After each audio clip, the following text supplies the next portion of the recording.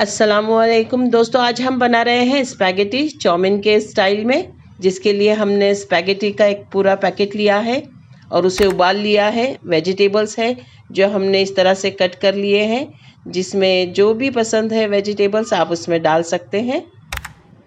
Chicken के cubes काट कर उसे मैरिनेट किया है मसालों के साथ और उसे रख दिया है थोड़ी देर के लिए। बॉइल्ड स्पैगेटी है हमारे पास, नमक डाल के उबाल लिया है, उसे ठंडा कर लिया है। और ये मसाले हैं हमारे पास तमाम, जिसमें हमने अदरक लहसुन का पेस्ट, विनेगर, नमक, सॉस, सोया सॉस वगैरह लिया है। काली मिर्च का पाउडर है, लाल मिर्च का पाउडर है और अदरक लहसुन का पेस्ट इम्पोर्टेंट है, इसे याद रखें। ऑयल में हमने ये तमाम चीज़ें फ्राई की है और चिकन को अलग से फ्राई किया है।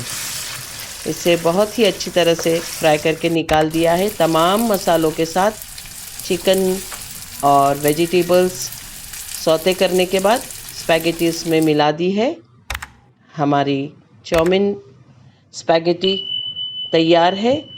अल्लाह ताला आपके दस्तरखान पर बहुत सारी बरकतें और नेमतें अता फरमाए। दुआओं में याद रखें।